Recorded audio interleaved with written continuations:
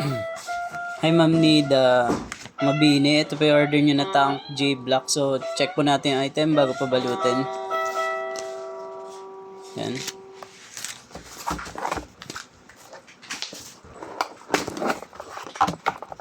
Ito pa yung manual. Dalawang cord type C at 3.5mm input output jack.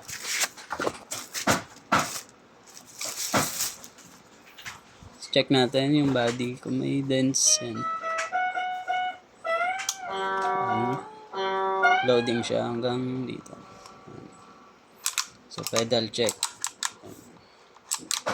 Bank. Bawas. Hold para sa tuners preset live. So goods.